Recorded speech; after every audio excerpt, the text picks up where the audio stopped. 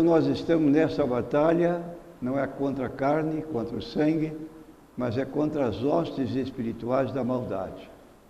Então esperamos que Deus abençoe a todos nós e que aqueles que estão começando agora nesse campo da batalha espiritual, de acordo com Judas, versículo 3, possam continuar e, se for jovem, que se coloque também para dar continuidade a este trabalho que deve ser feito por todos nós, mas os jovens sempre têm mais disposição. Nós queremos, irmãos, falar hoje, de acordo com a apostila que você tem aí em mãos. Esta apostila tem como título Heresias Adventistas. Talvez para você esse título não tenha nenhuma significação, mas antes de entrar propriamente neste assunto, eu quero fazer algumas observações iniciais para dar margem a que você se localize melhor naquilo que você vai ouvir com relação a este grupo religioso chamados Testemunhas de Jeová.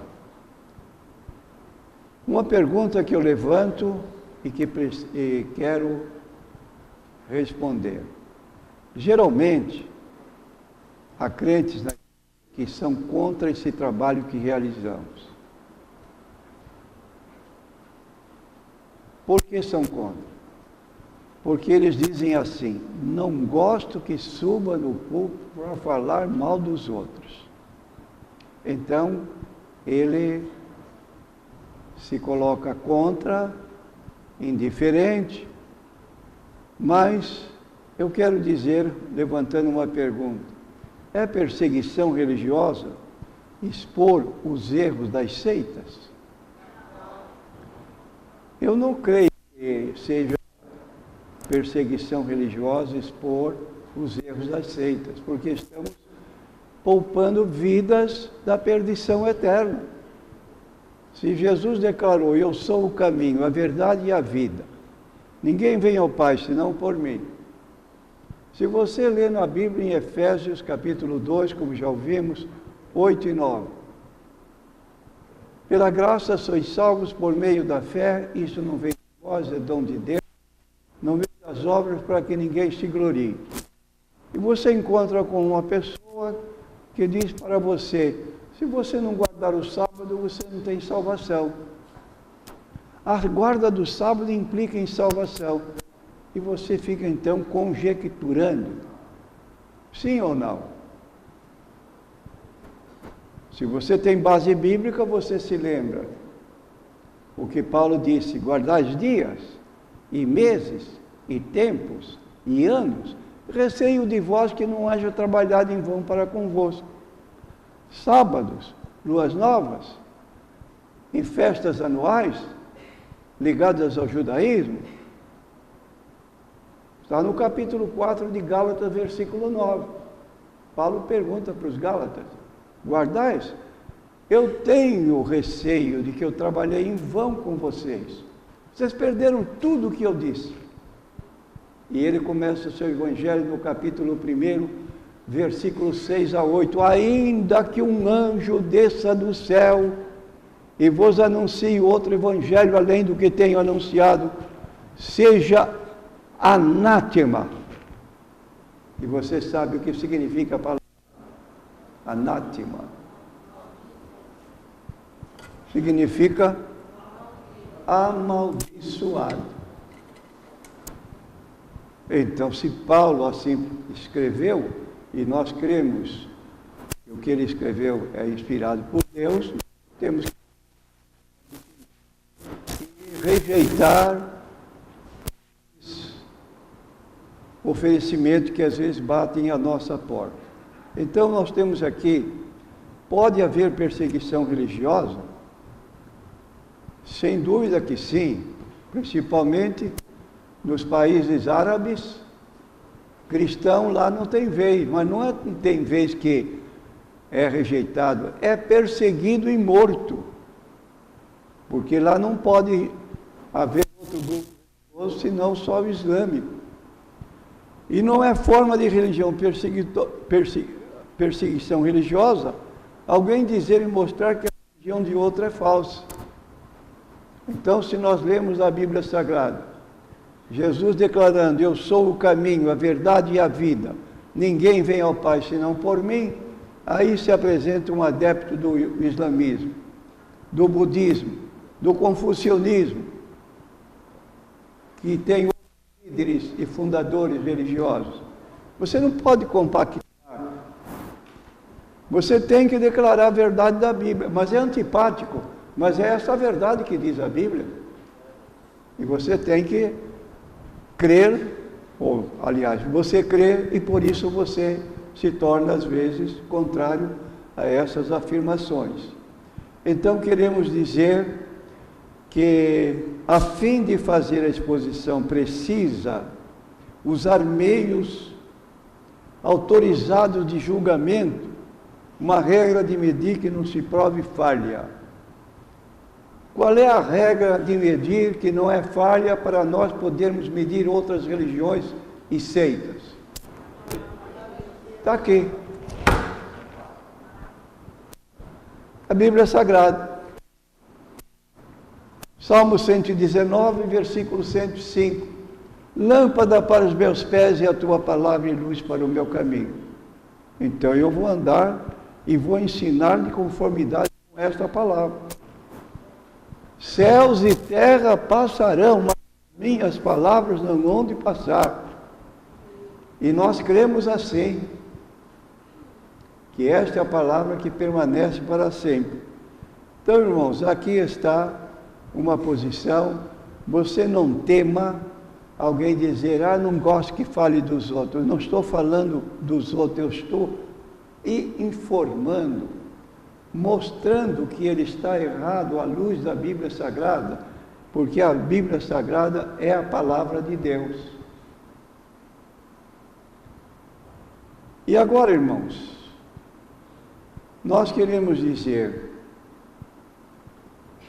que o que nós vamos estudar aqui não é algo novo que você possa dizer: mas isso para mim é uma novidade. Você pode pensar assim, mas se você ler a Bíblia Sagrada, você vai notar que nos dias de Jesus havia seitas. Pode citar o nome de uma seita?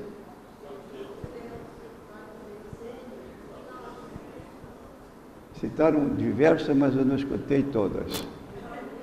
Então vamos citar aqui, irmãos, uma seita muito evidente nos dias de Jesus, que se colocava como se fossem seguidores dele, se punham junto com a multidão, mas não para receber o que Jesus falava, e sim para ver se ele errava nas suas considerações religiosas, e logo estavam prontos para atacar, publicamente.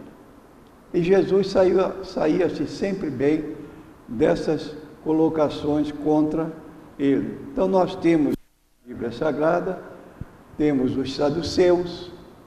Vocês sabem o que criam os saduceus? Eles divergiam dos fariseus. Então, o fariseu tinha uma forma de ver, o saduceu tinha outra. E você encontra paralelo nos dois campos, tanto dos fariseus em nossos dias, como também a respeito dos saduceus. Saduceu não cria na ressurreição de mortos. Você conhece algum grupo religioso hoje que crê no aniquilacionismo? Morreu, acabou-se. Não tem ressurreição. Eram os saduceus. Não criam na existência de anjos. E não criam que o espírito sobrevivia à morte do corpo e em estado consciente depois da morte, quando se sepultava o corpo.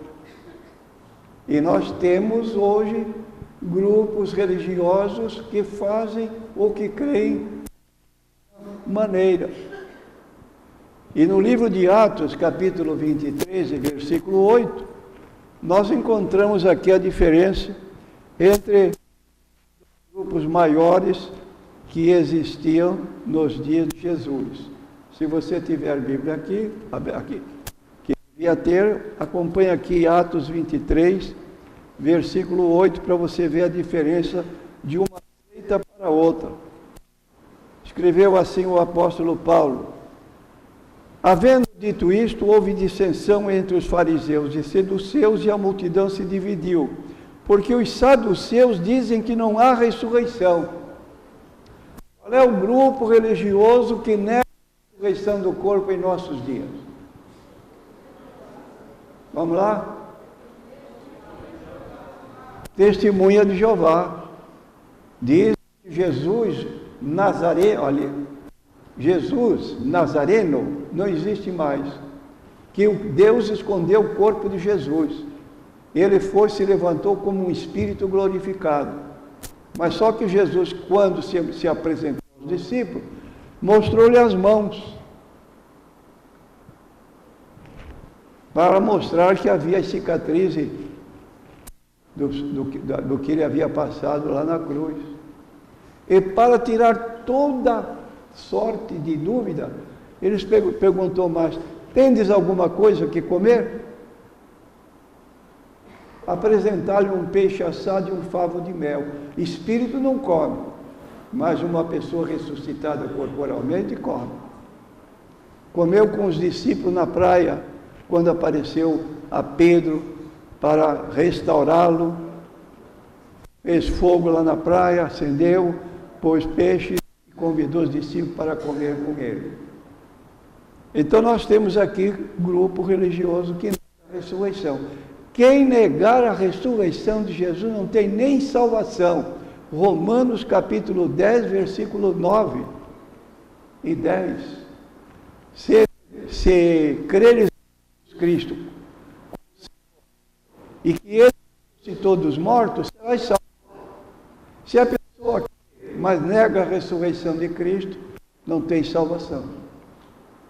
Então é importante. Então assim nós temos, irmãos, essa situação, e nós temos, então, alguma coisa a informar rapidamente. Você sabe que é uma seita?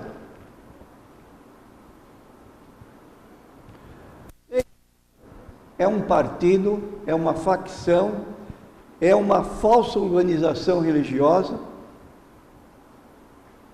que se reúne para pregar doutrinas estranhas, e uma seita é um grupo religioso que ensina heresias, e heresia é um ensino falso, fraudulento.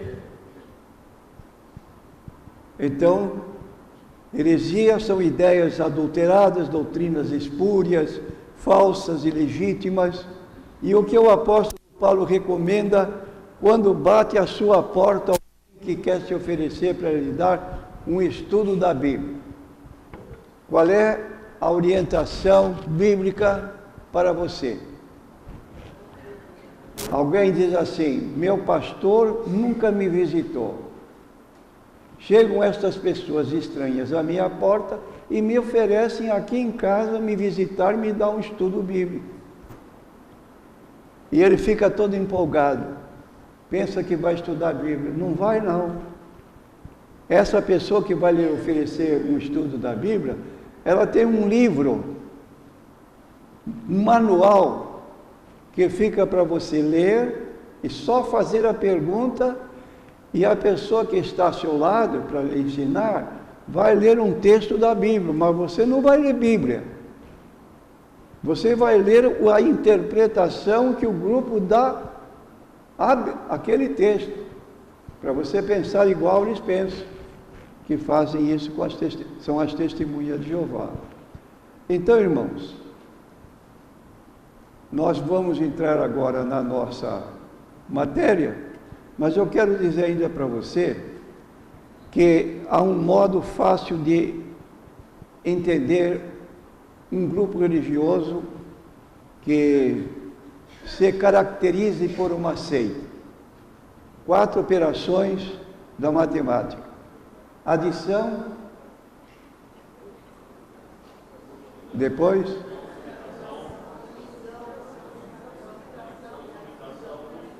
subtração, multiplicação e divisão. Por exemplo, adição. Uma pessoa que você descobre que tem um grupo religioso, que ele tem um livro ao lado da Bíblia, que dá ao livro a mesma autoridade da Bíblia Sagrada. É como na Igreja Católica, tem a Bíblia e a tradição. Qual é o valor da tradição? O valor da tradição é igual ao valor da Bíblia. Aí você pergunta para o herético, e o seu livro que você usa como base ao lado da Bíblia, que valor tem? Tem o mesmo valor da Bíblia Sagrada. Então, é uma seita que adiciona livros e coloca em paralelo com a Bíblia Sagrada. Provérbios 30, versículos 5 e 6. Toda a palavra de Deus é pura, nada lhe acrescentes, para que não sejas achado mentiroso. Pula fora de algum grupo religioso que você descobre que ele tem um livro que eles usam internamente, que dão a ele o mesmo valor da Bíblia Sagrada. Isso acontece com o Adventismo. Tem os escritos de Ellen Good White, considerada a sua profetisa. E eu vou ler para vocês então depois aqui nessa apostila. Segundo, subtração. São pessoas, por exemplo, como eu disse, nega a ressurreição de Cristo. Está diminuindo a obra de Cristo em favor da salvação de pessoas. Não quero saber. Está diminuindo. Terceiro, multiplicação. Não creem na obra vicária expiatória de Cristo. Então ensina um outro meio de redenção. Por exemplo, a Igreja Católica ensina o purgatório. A pessoa vai para esse purgatório com a finalidade de purificar-se durante anos e anos através das missas que são feitas pelos parentes periodicamente a favor daquele que faleceu. E a Bíblia declara que depois da morte segue-se o juízo. Não há mais jeito de salvação. E finalmente, divisão. Divisão é crer na entidade religiosa e crer também que a salvação não está restrita à pessoa de Cristo, mas na organização a que ele pertence, como a Igreja Católica também ensina. A Igreja Católica é uma arca de Noé. Ninguém se salvou fora da arca, ninguém se salva fora da Igreja Católica. As testemunhas de Jeová também dizem, você precisa pertencer à organização de Deus e fazer a vontade de Deus para você salvar. Não pense que várias embarcações podem conduzir você à salvação, à vida eterna. É a única. Então, é seita que quer dividir a autoridade de Jesus com o grupo religioso, com a entidade religiosa. E nós não cremos nessa salvação. Nós cremos numa única pessoa, que é o Senhor Jesus Cristo, que disse, eu sou o caminho, a verdade e a vida, ninguém vem ao Pai senão por mim. Abra sua apostila na página 3 para acompanhar a leitura e a explicação que nós vamos dar. Vamos abordar aqui as heresias adventistas.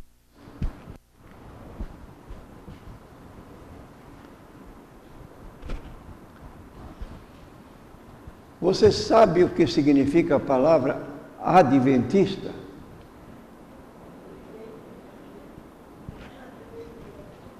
Adventista significa o quê? Advento.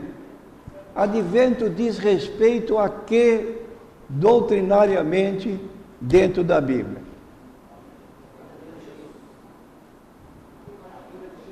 A vinda de Jesus. Ora, nós aguardamos a volta de Cristo? Sim, nós aguardamos. Aguardamos a volta de Cristo. Mas temos consciência de uma coisa, que está lá em Mateus 24, 35. Daquele dia e hora ninguém sabe. Se aparecer algum profeta na sua igreja anunciando o dia e a hora da volta de Cristo, esse cidadão é um falso profeta. Atos 1 e 7, não vos compete saber os tempos e as estações que o Pai estabeleceu pelo seu próprio poder. Mateus 24, 25, Lucas, Marcos, são os evangelistas que falaram da segunda vinda de Cristo, mas eles nunca deixaram uma data marcada para esse evento. Então, a diferença nossa, que nós aguardamos a volta de Cristo, mas não sabemos o dia e a hora e não fazemos especulação. Se eu receber na rádio uma pergunta, pastor Natanael, você poderia me indicar mais ou menos o dia e a hora da vinda de Cristo? Eu vou dizer com toda clareza, não sei, não estou autorizado pela Bíblia a emitir opinião. Agora, a Igreja Adventista foi além do que está escrito.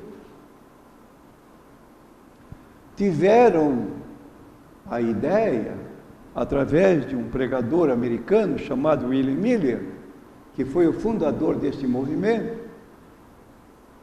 Ele era uma pessoa mais ou menos isolada, que ficava em casa, lendo a Bíblia e fazendo cálculos cronológicos, para ver se ele descobria que dia era esse da volta de Cristo. E um dia ele abre o livro de Daniel 8, 14, até 2.300 tardes e manhã e o santuário será purificado. Ele começou a conjecturar: santuário é a terra, purificação por meio do fogo, 2.300 dias, corresponde a 2.300 anos. Pegou uma data adredemente preparada, que não tinha nada a ver com a passagem bíblica, e somou, ou aliás, diminuiu dos 2.300 anos a que ele tinha envolvido com os 2.300 dias. Eram dias em que o templo de Jerusalém ficaria manchado, e os sacrifícios que 2 vezes se faziam no dia, no lugar santo, correspondiam então a 1.150 dias, porque eram 2 vezes que o sacerdote fazia o sacrifício. Ele contou literalmente 2.300 dias, como 2.300 anos, e marcou então 23 de março de 1843. Aí ele gritou: Eureka!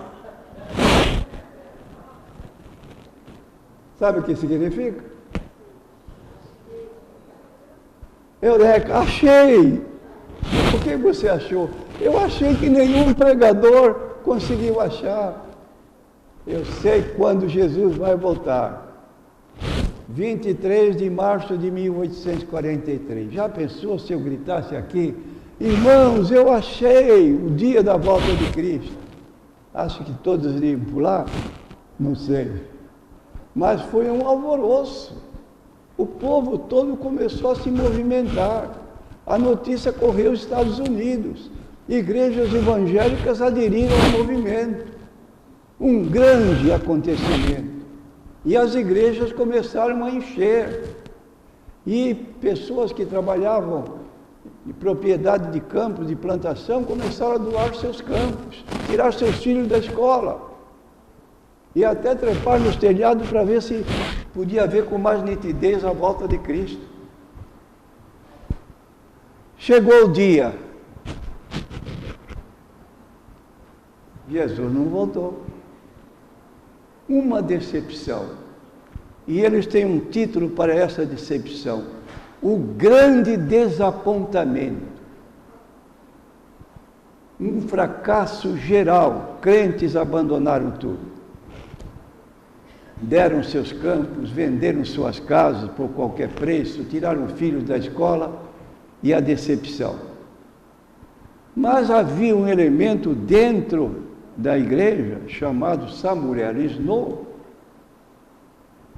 e ele disse: não, falta contar um ano. Se você dá uma partida de um determinado ponto e inclui esse dia de partida, você não contou 2.300 anos, você contou 2.299 anos. Falta um. Então vamos marcar para outra data, 22 de outubro de 1844, mais um ano. E aí as atividades redobraram. E aguardavam, então, que naquela segunda data seria uma data sem receita. E chegou a data 22 de outubro, havia no meio deles agora um cidadão, também plantador de milho, e ele ficou de meia-noite até 6 horas da manhã com a lamparina acesa. De repente Jesus volta ainda, deu a meia-noite, ele pensou, passou o tempo, mas quem sabe se ele vai voltar ainda, e eu vou ficar aqui com a minha lamparina acesa, até 6 horas da manhã, quando o dia já estava totalmente clareado, então ele desistiu. Aí diz a história deles, estou contando que está no livro Fundadores da Mensagem. É um livro publicado pela Casa Publicadora Brasileira. É uma publicadora deles próprios. Ele sai a correr pelo seu milharal, inconformado com a decepção, quando diz então o livro que ele teve uma visão. Ele viu o céu aberto e Jesus mudando de lugar, porque quando Jesus subiu ao céu, ele não sentou no lugar ao lado do Pai, embora a Bíblia diga isso, está no livro de Colossenses 3:1, sentado à direita do Pai, e a Bíblia mais ou menos lá pelo ano 64 da nossa era, diz que ele estava no primeiro compartimento e levantou-se, foi agora entrar no Santo dos Santos. Quando a Bíblia nos diz, no livro de Hebreus, que ele entrou no Santo dos Santos no mesmo dia que chegou ao céu. Aqui embaixo, o véu do templo se rasgou de alto a baixo, e agora então, o céu ficou aberto para os que quisessem entrar. Ele viu, captou essa visão e começou a espalhar. E aí é o que o Adventismo está vivendo hoje. E esse grupo religioso, irmãos, ajuntou para favorecer os líderes uma mulher chamada Ellen Good White, que era uma menina que ia para a escola com as outras colegas,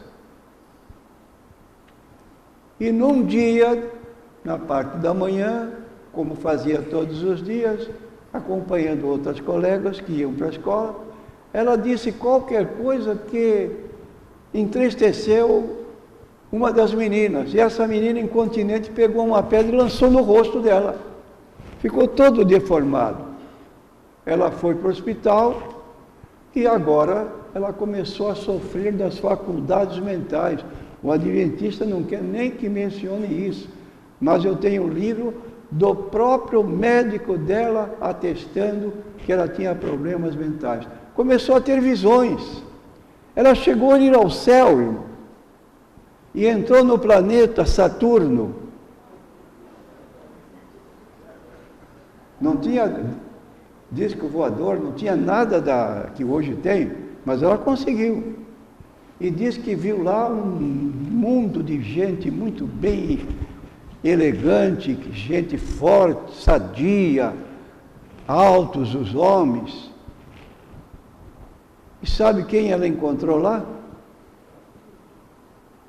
Encontrou o nosso irmão Enoque, que foi arrebatado. Só queria saber o que Enoque foi fazer lá em cima. Não estava no céu, Estava no planeta Saturno. Se você me pedir prova, eu lhe dou. Está tudo registrado para ninguém acusar. Então, irmãos, é isso para vocês que nós estamos dizendo. Agora, esse grupo começou a entrar em doutrinas peculiares. Escute só, irmãos. Eu vou citar o que Ellen White escreveu, Testemunho Seleto, volume 2, página 356. No mundo só existe uma igreja que presentemente se acha na brecha, tapando o muro, restaurando os lugares assolados, e todo o homem que chamar a atenção do mundo e de outras igrejas para esta igreja, denunciando-a como Babilônia, está trabalhando de acordo com aquele que é o acusador dos irmãos. Então não pode dizer uma palavra contra a igreja adventista, porque essa pessoa faz parte da Babilônia, porque eles são especiais.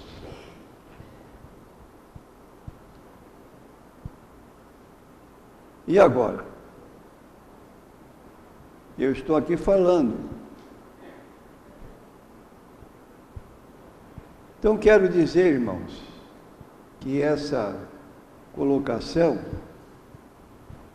de essa viagem que ela fez num dos planetas aí, o Saturno, foi feita por Ellen Good White. Então ela é essa mulher excêntrica que tinha muitas visões, muitas revelações, e ela então tinha um prestígio muito grande. E eu quero mostrar aqui para os irmãos a declaração que a igreja faz a respeito dessa mulher. Diz assim: cremos que Ellen White foi inspirada pelo Espírito Santo e seus escritos, produto dessa inspiração, tem aplicação para os adventistas do sétimo dia, página 5, estou lendo, sob o título Autoridade Reconhecida.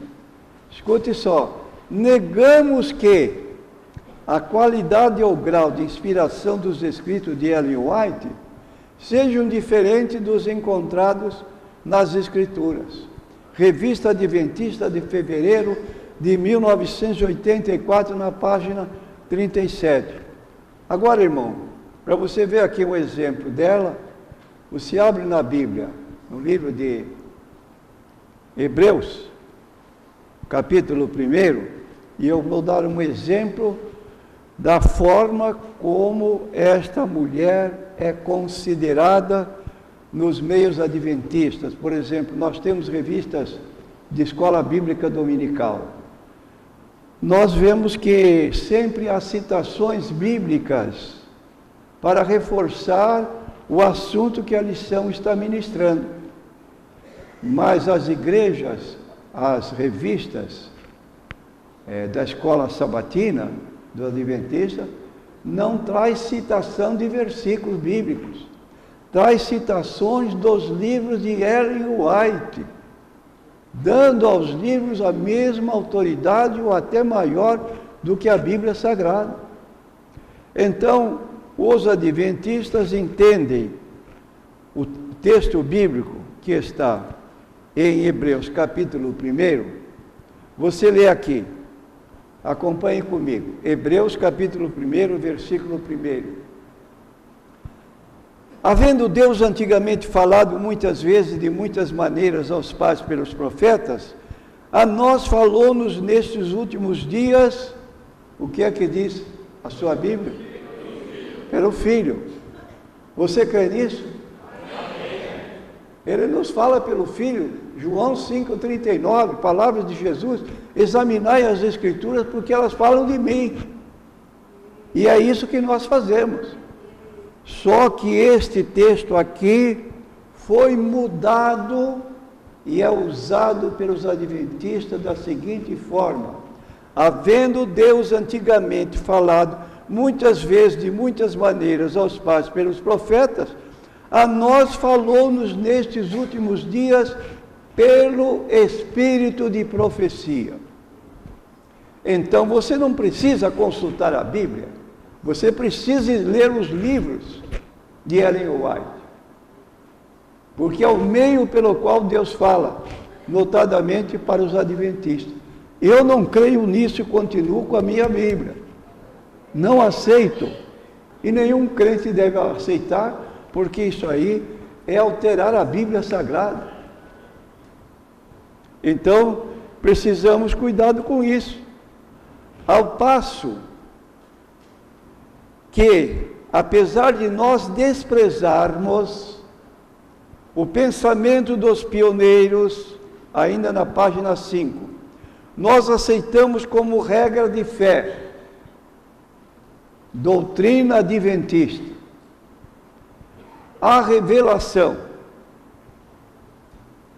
Revelação indica aqui Velho Testamento e Novo Testamento, Bíblia então. E mais, e espírito de profecia, quer dizer, tem o Antigo Testamento, o Novo Testamento e os escritos de Ellen White, espírito de profecia. É o meio pelos quais os adventistas se regem e têm o seu tipo de fé diferente da nossa.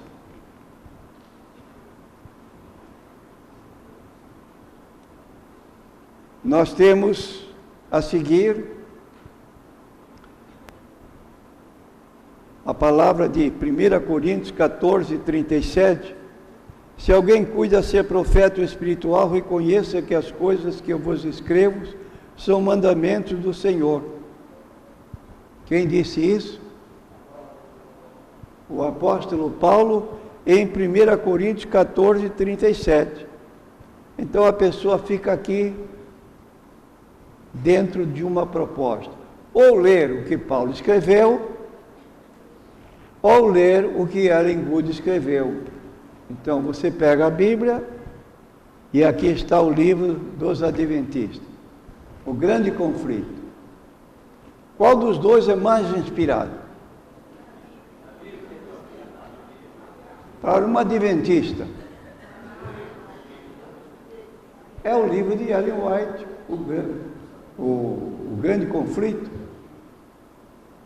porque eles dão ao livro a mesma autoridade da Bíblia Sagrada. Para você e para mim, não. Então nós temos que ter cuidado com isso, porque Apocalipse 22, versículo 18, tem um versículo que tem uma declaração que você deve saber de cor. Pode citar? E eu testifico a todo aquele que ler as palavras deste livro, que se alguém lhe acrescentar alguma coisa, Deus fará vir sobre ele as pragas que estão escritas neste livro. E se alguém tirar quaisquer palavra da profecia deste livro, Deus tirará da sua parte. Então nós temos que ter muito respeito à palavra de Deus, nos limitar a esta palavra,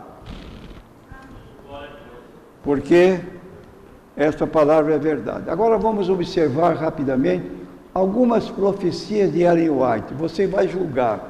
E eu pergunto a você, sabe como é que você julga uma profecia? Você está numa igreja, num culto de oração, alguém se levanta e começa a profetizar. Como é que você reconhece se aquela mensagem que ela está dando, essa pessoa está dando, é de Deus, é dos homens?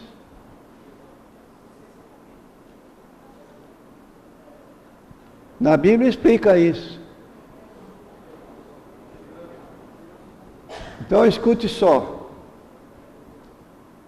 Disse ela: minha missão abrange a obra de um profeta, mas não termina aí. Página 6, logo em cima. Temos lá isso dentro da orientação profética do movimento adventista. Continua ela: Nos tempos antigos, Deus falou aos homens pela boca dos seus profetas e apóstolos. Nestes dias, Ele lhes fala por meio do testemunho do seu Espírito. O que é que você entendeu? Ele fala pelo testemunho do seu Espírito. O que ela está dizendo aqui? Ele fala agora não mais pelos antigos, fala por ela, pelo que ela pronuncia profeticamente. Não houve ainda um tempo em que mais seriamente falasse ao seu povo a respeito da sua vontade e da conduta que este deve ter. Testemunho Seleto, volume 2, página 276, edição de 1956. E agora vamos para uma profecia dela. Ela diz, no livro Primeiro Escritos, o seguinte: logo ouvimos a voz de Deus, semelhante a muitas águas, a qual nos anunciou o dia e a hora da vinda de Jesus. Que teimosia, irmã. A mulher está teimando que ela vai descobrir o dia e a hora. Os santos vivos, em número dos 144.000, reconheceram e entenderam a voz, ao passo que os ímpios julgaram fosse um trovão ou terremoto. Ao declarar Deus a hora, verteu sobre nós o Espírito Santo, e o nosso rosto brilhou com o esplendor da glória de Deus, como aconteceu com Moisés na descida do Monte Sinai.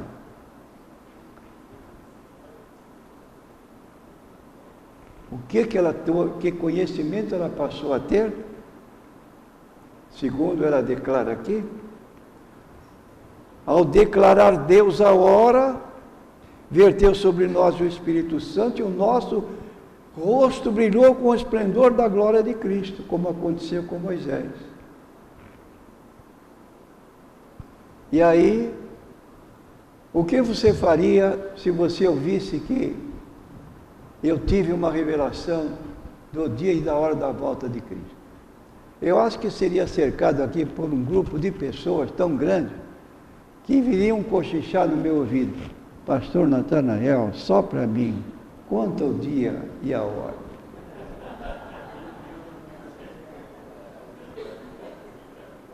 Curiosidade, sabe o que ela fez? Ouvia a hora proclamada, mas não tinha lembrança alguma daquela hora depois que saí da visão. Mensagens Escolhidas, volume 1, página 76.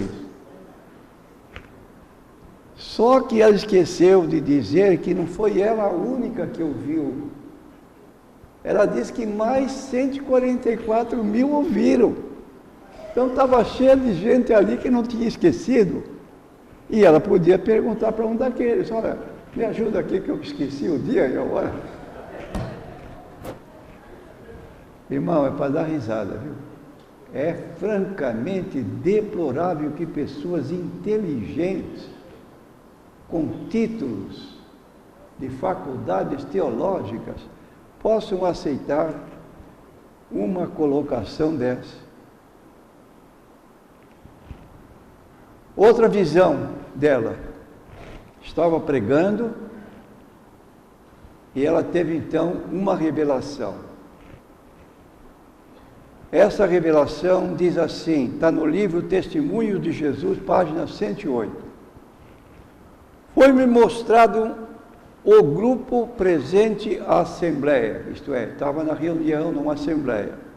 Disse o anjo para ela: alguns que estão aqui presentes serão pasto para os vermes, quer dizer, vão morrer. Alguns sujeitos às 7 últimas pragas, e alguns estarão vivos e permanecerão na terra para serem transladados por ocasião da vinda de Jesus. Sabe quando isto se deu? Em 1856. Agora, Faça um cálculo. Nós estamos no ano 2013. Quantos anos se passaram?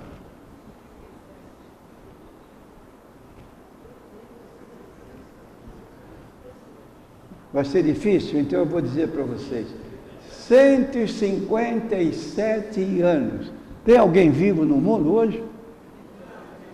Mas ela disse: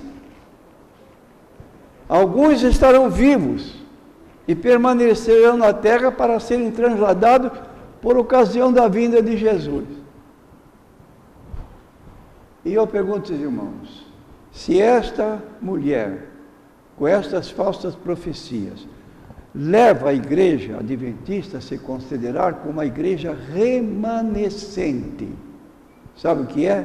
Igreja Adventista do Sétimo Dia remanescente. É a única igreja na terra que vive dentro dos padrões bíblicos. Todos apostataram. Você acha que uma igreja que se ufana de ser a única igreja verdadeira possui uma profetisa que as suas profetizas não se cumprem? Então você abre a Bíblia no livro de Deuteronômio, capítulo 18, 18 de Deuteronômio, é o quinto livro da Bíblia, para você não errar. E você encontra aqui no versículo 20.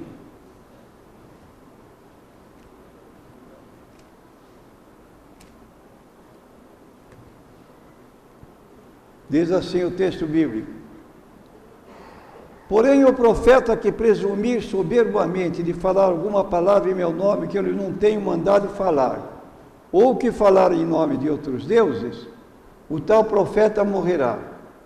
E se disserem no teu coração, como que nós seremos a palavra que o Senhor não falou? Você tem todo o direito, meu irmão. Quando ouvir profecia na igreja, pega um pedaço de papel, anota o nome da pessoa, o dia, a hora e a profecia. Põe no bolso ou na bolsa. Vamos ver agora se essa pessoa é profetisa ou profeta. Não se cumpriu, falso profeta. E se disseres no teu coração, como conheceremos a palavra que o Senhor não falou? Quando tal profeta falar em nome do Senhor e tal palavra se não cumprir, nem suceder assim, esta é a palavra que o Senhor não falou. Com soberba falou o tal profeta, não tenhas temor dele. Põe para fora. Tal profeta morrerá no tempo da lei, ele era morto a pedradas, porque proferiu uma profecia errada. Mais uma para concluir agora, então. Por algum tempo, Ellen Goodwhite, depois da decepção de 1844, mantive juntamente com o corpo do advento que a porta da graça estava fechada para sempre para o mundo. Então ela está dizendo aqui que lá pelos idos de 1844, o céu tinha fechado a porta, ninguém mais podia entrar. Porta da graça fechada. Este ponto de vista foi adotado antes da minha primeira visão. Foi a luz a mim concedida por Deus que corrigiu o nosso erro e habilitou-nos a ver a verdadeira atitude. Mensagens Escolhidas, volume 1, página 63. A porta do céu fechou algum tempo? Não. Está aberta. Está aberta a porta do céu, quem quiser entrar, dentro das condições estabelecidas na Bíblia. Mas essa mulher, em 1844, ela ficou por um tempo crendo que a porta do céu tinha fechado. Qualquer pessoa que se mostrava convertido estava enganando, porque não podia crer mais, porque a porta do céu tinha sido fechada. E não acreditava na conversão de nenhuma pessoa, até que ela pôde corrigir o seu erro. Então, irmãos, é uma situação que nós precisamos saber para não sermos enganados. E sabe o que disse um certo escritor que abandonou o adventismo? Que os adventistas têm uma alegria, uma euforia, quando ganham um crente de uma igreja. Mormente, se ele for da igreja batista, e entre eles se regozijam dizendo entre si: é mais fácil ganhar um membro de igreja evangélica do que empurrar um bêbado por uma ladeira abaixo. Meu irmão, não dê essa alegria para os sectários, você cair no erro deles porque você não quer estudar. Você avisado, a pessoa avisado, ele se protege e ele protege a pessoa para quem ele vai falar, avisando que ele está correndo perigo. E é o trabalho que nós temos que fazer. O trabalho que Jesus disse quando mandou pregar o Evangelho, avisar os outros também do perigo. E nós temos que fazer isso. Que Deus nos abençoe.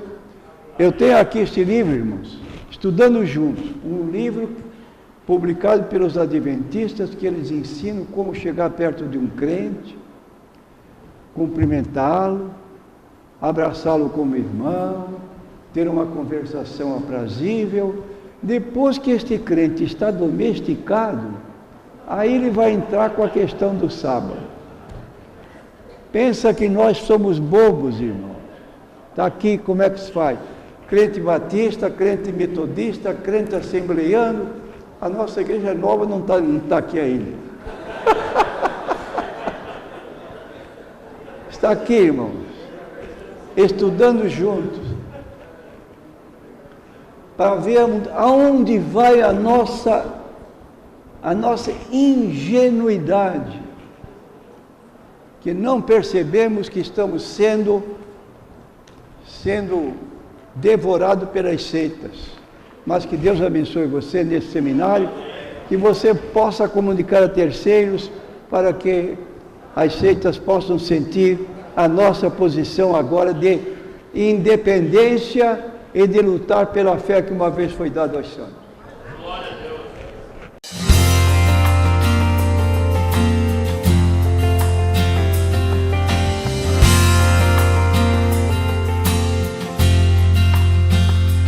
Eu não vou parar, a estrada é muito longa, vou continuar.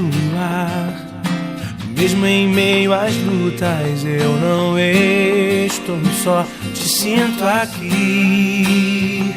A vida é mesmo assim, tantas aflições eu tenho que enfrentar. Mas o Senhor está sempre a me proteger, te sinto aqui. Quando o vento sopra contra mim, os problemas tentam me abater, eu me lembro o grande eu sou me enviou. Eu tenho um chamado, jamais vou me calar. Eu tenho um chamado, o Evangelho anuncia.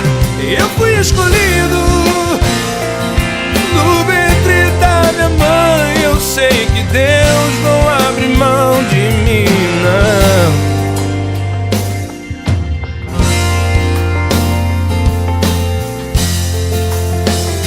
A vida é mesmo assim, tantas aflições.